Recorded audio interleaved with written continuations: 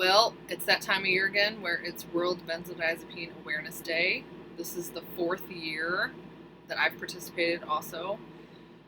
And this channel has been alive for 4 years right about this time. And the reason I started the channel was because of World Benzodiazepine Awareness Day in 2016. So today I just wanted to take some time to reflect on what has the last 4 years been like, what is the state of advocacy, and talk a little bit about this weekend's plans for July 11th. First, I just want to say thank you for following my channel. I never thought anybody would care what I had to say, let alone subscribe and comment. Literally, I have a video with that video that I created to start the channel has like almost 90,000 views and hundreds and hundreds of comments. And I can't tell you how much it's meant to me to read your comments, to feel with you just how much suffering is out there, how much pain people are in, how little validation there has been for this injury. Just all these Me Too comments and, oh my God, she's not lying and it's horrible. This, just scroll the comments if you ever feel up to it and read other people's experience to know that you're not alone. So I just wanted to talk about what's the most exciting thing for me this weekend is that everyone gets to see the film Medicating Normal. I'm one of the characters. There's 5 characters. I'm one of the 5. The film is a lot about benzodiazepines and informed consent or lack thereof and getting off the drugs and how you heal a little bit about that. But most of all, there was a lot of experts in the film to back up what we've been saying, So first of all, I was honored to be a part of the project. I actually said no to it at the beginning, that I just didn't think it was appropriate. I was suffering so much. I didn't want anybody to know about just how bad it was suffering. And in a weird way, the filmmakers talked me into it. And in that, it kind of saved my life because I knew, well, I can't kill myself now because there's going to be a movie and you don't want your name to be at the end to say Angela was a great person, then she died, So in a strange way, it kind of kept me here, knowing that they're going to come back to film more later. So I'm just really excited that the Benzo community gets to finally see the film. I know there's been little talk about it, but we've been working so hard. I can't even tell you. So I'm excited for you to see it, to see all the work that the filmmakers put in it. It was with their genuine hearts and open minds that they even stumbled across this topic. Neither one of them has had personal experience, but one of the filmmakers' family members was suffering from too many meds, not knowing what the meds were doing, So they have just been so open-hearted to bring this film into the open and to show the average person just how bad the people in our community know what everyday life is like, So I want to tell you the coolest part, though. After the film was made, we did our first premiere screening with close friends and family last July in New York City, and then I just had this strange call, can I go promote this film? Will you guys let me go on the road and do screenings in places? And then if I do screenings in places, then I can talk about the film after and answer questions or just talk about these issues, So what happened was last year I stayed in school. I knew that I needed, a couple more years of healing, and my brain wasn't really working very well. And I was completely isolated, no family or friends really helping me. So my survival technique was to stay in school so that it kept me in reality somewhat, but it was not easy. Okay, it was not. It was horrific. Watch the other videos if you want to be filled in on that. But so the filmmaker said, yes, go take the film on the road, set up screenings in different towns. But I had to do it kind of privately because the film was not released yet, and you're not allowed to really advertise. So it was very small networks of I've screened to therapy places that have nothing but therapists. Cities where there was a mental health agency and they sent it in their newsletter. So as of today, I think we've done about 78 screenings, and about 45 of those I've done by myself. So I've just had the lucky, I don't know, I've just not lucky, but I've had the privilege to see the film change people. So I wanted to share a little bit about that with you in the hopes that you would see how much hard work is going on in the background and how we do need support. And please, if it's in your heart to donate even the small amount to the film, this is what it pays for, just so you know. But so if you'd like to donate, please go to the website. It's medicatingnormal.com and just click on donate. And every penny helps, even $1 or $5 or $10. I mean, anyway, you'll see why. So we began taking the film on the road. We went to film festivals. The film got into 9 film festivals. One we still have to do, and a couple others were postponed due to the pandemic. But I was able to drive from Missouri. I did like 4 screenings in St. Louis, one of them with the University of Missouri St. Louis, the entire psychology department, the entire social work department, and classes in medical ethics and education psychology. So my favorite kind of screenings are talking to students, because I know that they see a lot of people and they're at the beginning of their career and they're on the ground and, you know, in the trenches, and they won't forget what they saw, you know. Then I worked through Oklahoma and Texas. I did a screening in Dallas with Christy Huff from BIC. So that was a BIC sponsored screening. So that went out to everybody in that area that was affiliated with BIC. Friends and family came to that one.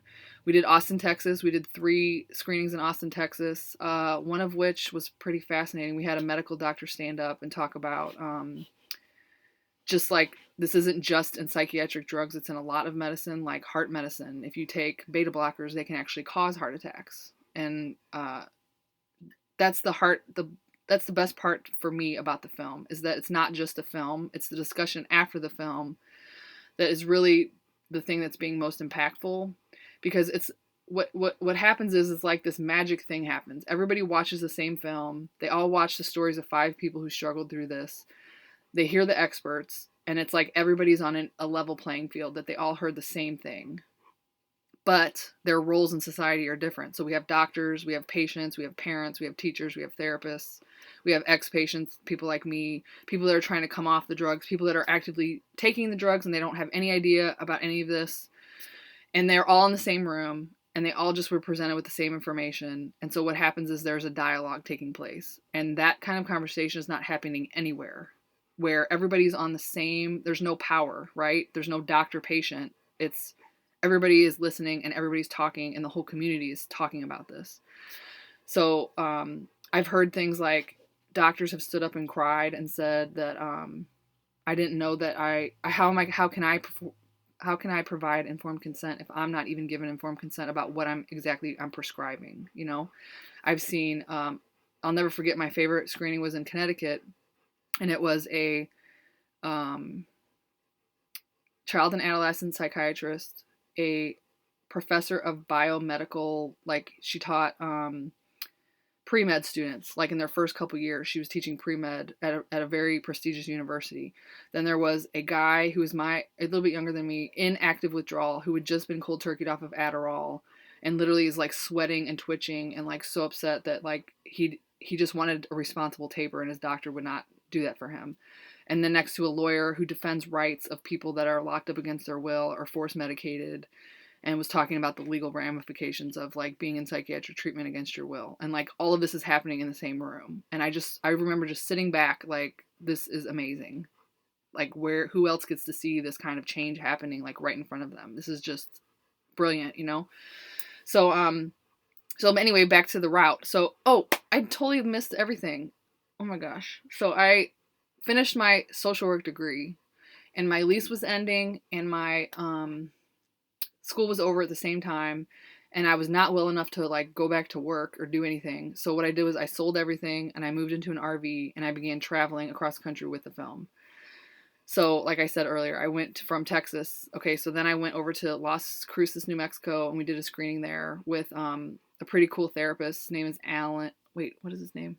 Al Galves from ISEP. ISEP stands for International Society of Ethical Psychiatry and Psychology. He's in Las Cruces. We did a screening with him, and a bunch of veterans came because I have a friend that lives there. Then we did screenings in Santa Fe, New Mexico with Louisa Putnam and Kermit Cole from Mad in America, and they do open dialogue therapy. I also did, let me think. Then we moved to New Mexico. I did one in El Paso, Texas. And then we did California. We did Costa Mesa, Long Beach, Los Angeles, and we had a screening planned for UCLA, and the 3 hours before the screening was to be planned was when Los Angeles County announced the full lockdown. But they told us we could still move forward with the screening if we wanted to, but some of our panelists were uncomfortable, so we pulled that screening. So March 11th was the last screening that we did. But like I said, it was like I hit like 45 in-person screenings by myself. So we've been to Toronto, Canada with Dr. Peter Gercha. We've been to Connecticut with Advocacy Unlimited, Advocates, and Western Mass Recovery Learning Community. And let's see, where else? Minneapolis, I did not go, but they've been to Minneapolis, DC, and Sarasota for film festivals. Anyway, there's just all this amazing work being done. And the best part is what happens in the benzo community sometimes is that we are yelling at an echo chamber. Like, we post things on our Facebook, but it's all of our friends, and they're tired of hearing it. They don't get it. They don't understand how much the suffering is. Plus, it's a digital text, like, people can easily scroll by and not like it, and that really hurts us because we're like, don't you care about me, you know? But this is like, I don't know, it was like a chance to greet people in a community that have no clue about this, and they might have just one small interest, like one of their family members is having depression and they want to understand them more, and they come to the film, or they hear about it through an agency and they come. And so I've seen like just change happen. I've seen veterans say, oh my God, this opened up an avenue for hope for me, because I thought I'm doing something wrong. I'm taking all the meds like I'm supposed to. I'm going to all the therapy and it's not working, and I don't know why it's working. So maybe it could be my meds. I've seen parents stand up and say, I saw my daughter change before my eyes. She was normal, you know, she just had some attention problems. We put her on Ritalin, and now she's a teenager who rips chandeliers off the walls and tries to cut herself. And now I'm thinking maybe it's the meds that have become toxic to her, you know? So I don't know. I've just seen some amazing things, and we want to continue this momentum. This is the first time the benzo community has got to see the film. We are just so excited to hear what you think, and just to bring it to you and just show that so much hard work and heart is behind the film, and getting it into the normal audiences. And we work every day, all day, every day. Me and Nicole and Lynn and Wendy, every day we are contacting mental health agencies, prison systems, foster care systems, parents groups, women's groups, support groups, mental health group. I mean, anybody we can think of to contact. And then we have our friends helping us contact other people. And we're just like putting our feelers out to get screenings with as many communities as possible before the film goes on Netflix or HBO or something like that, maybe in January. So if you know anybody that has an organization like that who would like to partner with us to screen it in their community, please let us know. But like we said, we need donations to keep this outreach going. But this is where it goes. This goes to change the narrative that meds help everyone, that everyone should be on meds, that if you're not taking your meds, something's wrong with you even more. We're just reaching one person at a time, one mental health agency at a time, one therapist at a time, one prescriber at a time. We have doctors on our panels all the time that either are learning about this and we're trying to help them along, or they already know about this and they're practicing this and safe tapering protocols and all that. So that's my plea to you for support for the outreach of Medicating Normal. Like I said earlier, you can go to our website. It's medicatingnormal.com, or you can use the PayPal. Just go medicatingnormal@gmail.com and send a donation that way. Any penny helps. Thank you. So to the next part, I just want to give a shout out to Nicole, who will get mad at me for saying her name. But that she's just awesome for World Benzo Awareness Day. She works so hard at it. She's basically like a one-woman show. I try to support her, but she doesn't let me because we have our own stuff going on. But she's the one that put together the podcast every year for Mad in America. She makes sure the shop is tight, you know, that you guys can buy t-shirts and get them shipped to your house. She helps with the contests. I know Josh is doing a contest for who can raise the most money for Bic. Gets a pair of sunglasses, so shout out to Josh. And then Janice is in the background also helping. Christy Huff is always writing, doing media. So I want to talk about also the last year we were able to attend an addiction conference. They call it addiction. It's just that addiction field of medicine, okay? With donations from BIC. So that paid for us to go to the conference and to talk to prescribers and to hand them the action manual, to give them the pamphlets.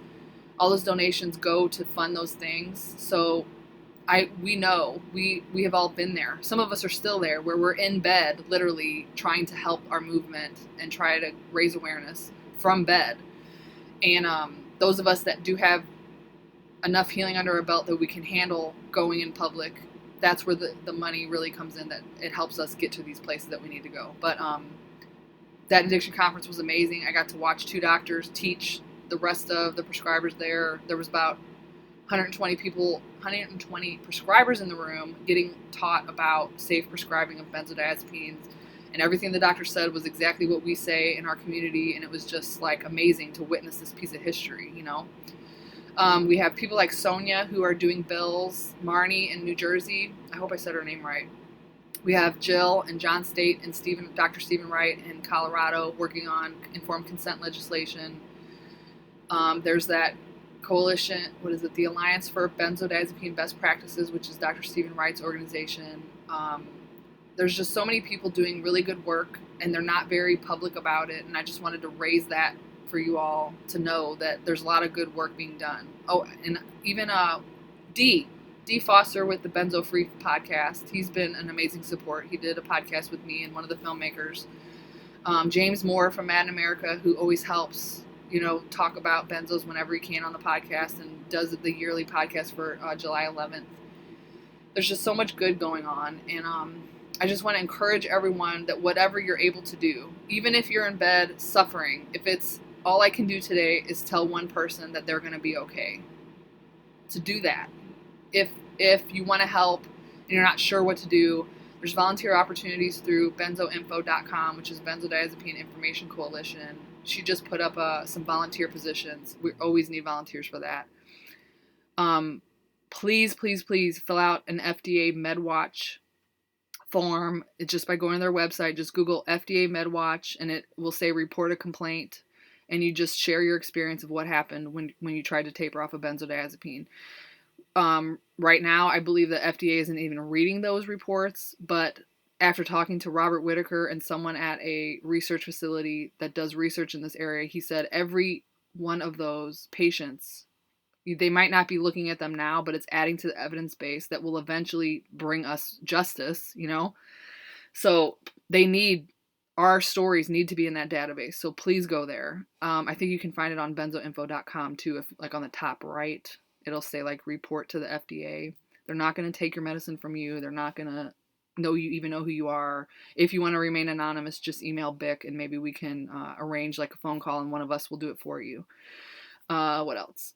There's just so much going on, and I just want to say big thank yous to everyone. I've seen this community change over the last 4 years, where people are getting more involved, raising awareness. I've seen amazing healing, people healing that you never thought would see the next day, you know. I've seen healing in myself. Right now I'm in this phase where I'm trying to exercise a little bit. I have some pretty severe exercise intolerance. You know, I'm trying to handle the heat a little better, a little bit more stress. I'm trying to calm my nervous system down, learning yoga and breathing stuff. So I don't know, part of my healing is doing this kind of stuff, is doing the activism, is doing the advocacy, is talking when I can talk about these issues. I think I've reached 4,000 people since July of last year through the in-person screenings. I feel they can't unsee the film. They can't unsee our stories. Even if I just planted a seed, that was enough. So if you feel like supporting this World Benzodiazepine Awareness Day, please do. We definitely need your support. Medicating Normal needs donations, small and large, to continue funding our outreach, like things you're going to do on July 11th. So if you check in the links below, I will put the links to the ticket and to the event. And we have another event coming up pretty soon. So just check on my channel. Maybe I'll post another video when that one's up. I'll post links to BIC and everything below. If you can, also subscribe to my channel so that you know when new videos are coming out. and just leave a comment about maybe ways that you participate in activism or what's most healing for you to do. So happy World Benzodiazepine Awareness Day. I'm sorry I went 20 minutes, but there was a lot to say and a lot to talk about, and I hope you all can attend the screening on Saturday and just support us if you can. We really need it. Thank you so much.